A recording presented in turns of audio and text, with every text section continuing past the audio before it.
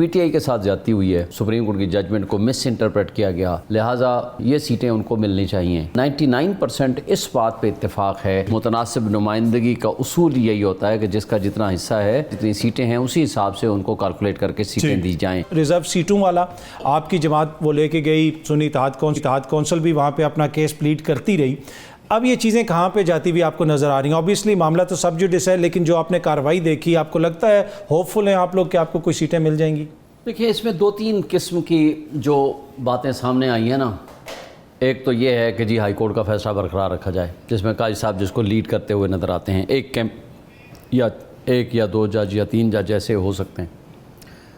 یعنی جو کچھ سیٹیں جو ان کو ملی ہیں وہ ٹھیک ہیں، سب درست ہیں۔ ٹھیک ہے۔ دوسرا پوائنٹ آف ویو مجھے ہوتا ہوا جو نظر آیا ہے وہاں کہ پی ٹی آئی کے ساتھ زیادتی ہوئی ہے، پی ٹی آئی کا یہ حق تھا، سپریم کورٹ کی ججمنٹ کو مس انٹرپریٹ کیا گیا، لہٰذا یہ سیٹیں ان کو ملنی چاہیے کیونکہ عوام نے ان کو مینڈیٹ دیا ہے، ووٹ دیا ہے، لہٰذا پروپورشنیٹ شیئر کے حساب سے ان کا یہ حق تھا، اور جس طرح الیکشن کمیشن نے ان کو انڈیپینڈنٹ ڈکلیئر کیا وہ غلط تھا۔ ان کو پی ٹی آئی کا کینڈیڈیٹ ہی ڈکلیئر ہونا چاہیے تھا، اور کینڈیڈیٹ ان کا جو بھی یہ جتنی سیٹیں جیتے ہیں اس ریشو کے حساب سے، تناسب کے حساب سے ان کو سیٹیں ملنے چاہیے، اور ایک سیٹ آف ججز کی یہ رائے ہو سکتی ہے، چونکہ اب یہ پارلیمانی پارٹی سنی اتحاد کونسل کو آپ نے ایکسیپٹ کر لیا ہے، اس میں شامل ہو گئے ہیں، تو لہٰذا یہ سیٹیں ان کو ملنے چاہیے۔ لیکن 99% اس بات پہ اتفاق ہے کہ پروپورشنیٹ شیئر کا مطلب یہ نہیں ہے کہ جو پارٹیز آلریڈی اپنا حصہ لے چکی ہوں،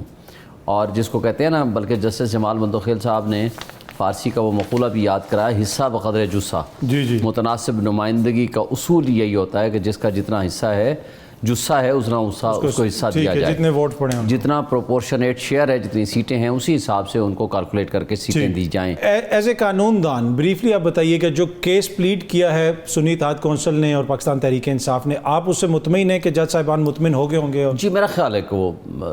بہت اچھا کیس انہوں نے پلیڈ کیا ہے، اور انہوں نے بڑے واضح طور پر اپنا موقف سامنے رکھا ہے۔ شاہین صاحب، جواب تو وہ تب دیں گے جن کو انہوں نے اب آفیشلی ایتھورائز کر دیا۔ دیکھیں، انہوں نے تو پورے ملک کو جس طرح جس انجام کو پہنچا دیا، میں سمجھتا ہوں کہ یہ کسی صورت قابل قبول نہیں ہے۔ جہاں تک عمران خان صاحب کی بات آپ کر رہے ہیں، وہ پرائم منسٹر ہاؤس اور پرائم منسٹر کی بات وہ کر رہے تھے، اور وہ بھی سیکیورٹی پرپزز کے لیے کر رہے تھے۔ آج بھی قانون کے اندر ایک گنجائش موجود ہے، مگر وہ ڈیو پروسیس سے ہو سکتی ہے، وہ ایسے نہیں ہو سکتی کہ آپ جا کر کے ٹیپ کریں اور اس کو استعمال کریں فار اینی الٹیریئر موٹیو۔ انہوں نے تو اب 18 گریڈ کے افسر کے حوالے کر دیا کہ جناب جو بندہ جس گریڈ کے افسر کو کہے گا، اور اس کے بعد ساری کی ساری فونیں ٹیپ ہونا شروع ہو جائیں گی۔ دیکھیں، یہ جو کچھ طرز عمل انہوں نے اڈاپٹ کیا ہے، یہ کسی صورت قابل قبول نہیں ہے، یہ فنڈامنٹل رائٹس کے اگینسٹ ہے۔ دیکھیں، قرآن مجید پرائیویسی کو پرزرو کرتا ہے، اسلام کا نظام پرزرو کرتا ہے، آپ کا فنڈامنٹل رائٹس آپ کے پرائیویسی کو پرزرو کرتے ہیں۔ اب جسٹس منصور علی شاہ صاحب نے کیا کہا ہے کہ فون اندر رکھ کے آئیں، باہر آ کر بات کریں، ورنہ تو آپ سیف ہی نہیں ہیں۔ یہ آپ کے ملک کی صورتحال ہو گئی ہے، اس طریقے سے آپ ملک کو چلائیں گے؟ مجھے آپ بتائیں، لیبر پارٹی آج جیتی ہے وہاں برطانیہ میں، اگر لیبر پارٹی کے اس جیتے ہوئے کو فارم 45 کے ذریعے 47 ایک نیا بنائیں اور ان کو ہٹا دیں،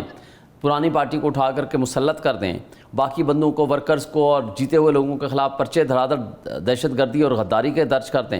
لوگ مار دھاڑ روز ہو رہی ہو، مجھے بتائیں، ہمارا ملک تو 76 سال سے چل رہا ہے نا جیسے تیسے کر کے، وہ 6 دن بھی نہ چل پائے۔ اگر آپ نے اپنے ملک کے نظام کو، قانون کو، آئین کو تماشا بنانا ہے،